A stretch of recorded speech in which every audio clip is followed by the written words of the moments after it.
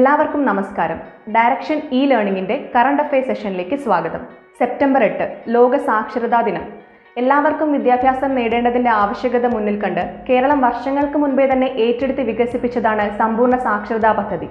ഇതേ ആശയം ലോകമൊട്ടാകെ പരത്താനും സാക്ഷാത്കരിക്കാനുമാണ് സെപ്റ്റംബർ 8 അന്താരാഷ്ട്ര സാക്ഷരതാ ദിനമായി ആചരിക്കുന്നത്. സാക്ഷരത പഠനം കോവിഡ് കാലത്തും ശേഷവും എന്നതാണ് ഇത്തവണത്തെ സാക്ഷരതാ ദിനത്തിന്റെ ആശയം. പഠനരംഗത്ത് ലോകം കണ്ട ഏറ്റവും വലിയ വിപ്ലവങ്ങളിൽ ഒന്നായിരുന്നു ഓൺലൈൻ വേദിയിലൂടെയുള്ള പഠനം. ലോകത്തെ എല്ലാ വ്യക്തികൾക്കും എഴുതാനും വായിക്കാനുമുള്ള കഴിവുണ്ടായിരിക്കേണ്ടതിന്റെ പ്രാധാന്യം ഓർമ്മിപ്പിക്കാനാണ് എല്ലാ വർഷവും സാക്ഷരതാ ദിനം ആചരിക്കുന്നത്. ഇന്ത്യ ചൈന സേനകൾ മുഖാമുഖം, സംഘർഷം ഒഴിവാക്കാൻ തീവ്ര ശ്രമം. നിരന്തര പ്രകോപനങ്ങൾക്കിടെ ലഡാക്കിലെ ലസാങ് വാലിയിൽ ഇന്ത്യ ചൈന സേനകൾ മുഖാമുഖമെത്തി.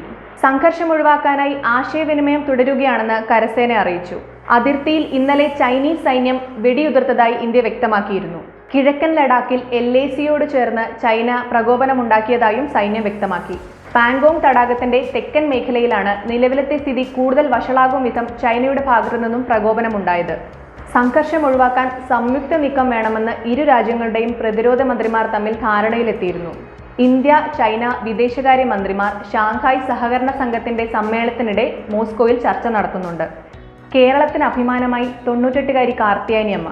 സാക്ഷരതാ മിഷന്റെ 4ാം ക്ലാസ് തുല്യതാ പരീക്ഷയിൽ 100-ൽ 98 മാർക്ക് നേടിയ കാർത്തിയായനിയമ്മ ഇപ്പോൾ കോമൺവെൽത്ത് ലേണിംഗിന്റെ ഗുഡ്വിൽ അംബാസഡറാണ്. രാജ്യത്ത് വനിതകൾക്ക് നൽകുന്ന പരമോന്നത സിവിലിയൻ ബഹുമതിയായ നാരി ശക്തി ഇവർ രാഷ്ട്രപതിയിൽ നിന്നും ഏറ്റുവാങ്ങി. 3ാം ഘട്ട പരീക്ഷണം ഇന്ത്യയിലും. റഷ്യൻ വാക്സിന്റെ പരീക്ഷണ വിവരം കൈമാറി. റഷ്യൻ കോവിഡ് വാക്സിനായ സ്പുട്നിക് 5ന്റെ മനുഷ്യരിലെ 1-2 ഘട്ട പരീക്ഷണ വിവരങ്ങൾ ഇന്ത്യൻ അധികൃതർക്ക് കൈമാറിയെന്ന് ദേശീയ മാധ്യമം റിപ്പോർട്ട് ചെയ്തു. Saudi Arabia, Philippines, UAE, Brazil എന്നിവിടങ്ങളിൽ കൂടി 3ാം ഘട്ട പരീക്ഷണം നടപ്പിലാക്കാനാണ് റഷ്യ ഒരുങ്ങുന്നത്. ഇന്ത്യയിലും 3ാം ഘട്ട പരീക്ഷണം നടത്തണോ എന്നതും പരിഗണിക്കുന്നുണ്ട്. മികച്ച ഫീച്ചർ ചിത്രമായി കാന്തി.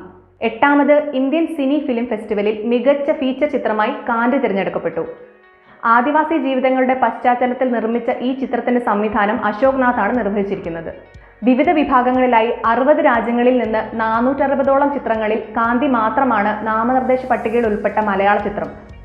ഏറ്റവും വലിയ IPO LICയുടെ 25% ഓഹരി വിറ്റഴിച്ചേക്കും. രാജ്യത്തെ തന്നെ ഏറ്റവും വലിയ പ്രാരംഭ ഓഹരി വിൽപ്പനയ്ക്കായി സർക്കാർ തയ്യാറെടുക്കുന്നു. പ്രതീക്ഷിച്ചതിലേറെ LICയുടെ ഓഹരി വിറ്റഴിക്കാനാണ് സർക്കാർ പദ്ധതി തയ്യാറാക്കുന്നത്. 1 അതിലധികമോ ഘട്ടങ്ങളായി 25% വരെ ഓഹരി വിറ്റഴിക്കാനാണ് സർക്കാരിന് ലഭിച്ചിട്ടുള്ള ശുപാർശ. ഇതോടെ കമ്പനിയിൽ സർക്കാരിന്റെ വിഹിതം 75%-ആയി ചുരുങ്ങും. വോഡഫോൺ ഐഡിയ ഇനി VI. ടെലികോം മേഖലയിൽ കരുത്തുകാട്ടാൻ പുതിയ ബ്രാൻഡ്. രാജ്യത്തെ മുൻനിര ടെലികോം കമ്പനികളായ വോഡഫോണും ഐഡിയയും ചേർന്ന് ഇനി പുതിയ ബ്രാൻഡിൽ അറിയപ്പെടും. വോഡഫോണും ഐഡിയയും ലയിച്ച് വർഷങ്ങൾക്കിപ്പുറമാണ് പുതിയ ബ്രാൻഡിലേക്ക് മാറുന്നത്. അന്തർദേശീയ ടെലികോം സേവനദാതാക്കളായ വോഡഫോണും ഇന്ത്യയിലെ പ്രധാന കമ്പനിയായ ഐഡിയയും 2018-ലാണ് ലയിച്ചത്. ഐഡിയയ്ക്ക് ഗ്രാമീണ മേഖലയിലും വോഡഫോണിന് നഗരമേഖലയിലും ശക്തമായ സാന്നിധ്യമുണ്ട്. ഇത് പുതിയ ബ്രാൻഡിനെ മുന്നോട്ട് കുതിക്കാൻ സഹായിക്കുമെന്ന് കമ്പനികൾ പ്രതീക്ഷിക്കുന്നു.